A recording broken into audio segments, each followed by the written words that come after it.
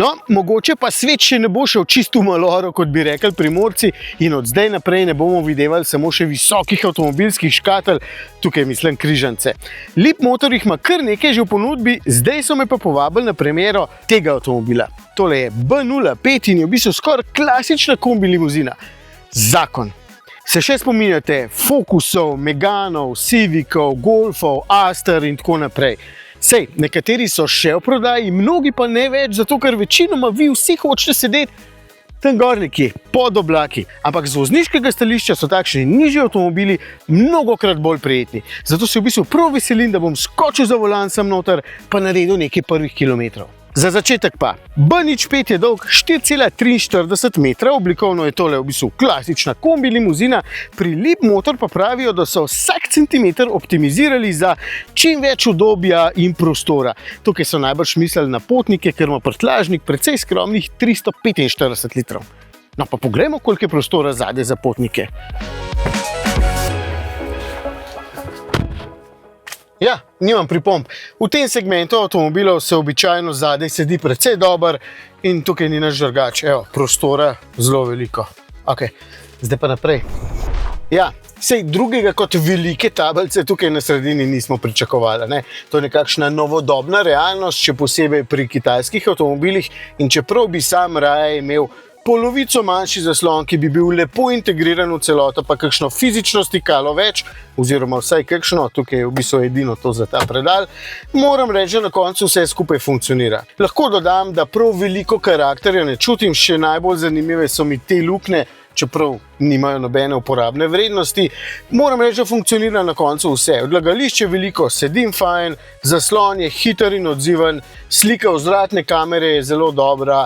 Se pravim, funkcionalno ocena 5, čustveno pa, no ja, pozitivni smo, no.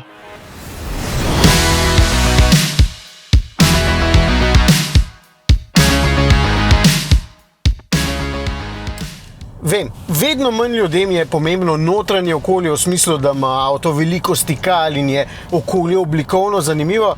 Vedno bolj smo nezahtevni v tem pogledu in vedno bolj zahtevni pri povezljivosti, aplikacijah in varnostnih sistemih. Mimogrede, teh je tukaj 21 in jih poganja 14 senzorjev in kamer. In moram pohvaliti eno stvar, da si lahko voznik oziroma lastnik ustvari svoj profil, pravzaprav lahko celo več profilov, in že vnaprej določi, kateri od teh varnostnih sistemov ne bodo vedno izklopljeni. In se mi zdi zadeva fenomenalna, ker ni treba potem niti na bližnjicah iskati, kje se izklopi recimo lane assist, ki mene velikokrat moti. No, obenem smo pa tudi vedno manj zahtevni, kako vozniški je avtomobil. Vozniki ste pravzaprav vedno manj, jaz ostajam vedno zelo zahteven. Zato se mi zdi po svoje kar hecno, da so se pri B05 toliko posvetili nastavitvam in tudi hvalisanju, kako prijetno vozen je ta avtomobil. In po svoje je, to lahko potrdim, če me posebej ne gane njegov pospešek, z mesta do 100 se izstreli v 6,7 sekunde, sem po svoje bolj navdušen, kako usklajeno je podvozje, malenkost manj pa, kako usklajeno je krmiljenje. Najprej podvozje. To je v bistvu dovolj udobno, da nikomur ta avtomobil ne bo pretrt ali pa prenaporen, tudi grbine v bistvu lepo prežveči. Po drugi strani se pa s tem avtom da zapeljati tudi malo bolj dinamično. Imam pa pomislek pri krmiljenju, ki je za moje zahteve premalo neposredno, premalo mesnato ali pa premalo obteženo. Sicer so to hitre ugotovitve, ampak imam pri teh stvareh precej dober občutek in me pravzaprav v bistvu nikoli ne vara.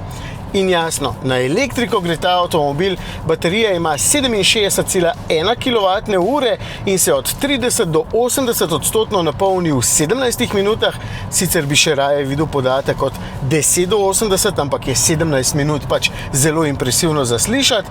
Po drugi strani pa lahko povem, da se polni z največ 174 kW moči in baterija je v tem primeru tudi že integrirana v samo karoserijo, da je potem masa avtomobila lahko manjša, togost pa večja.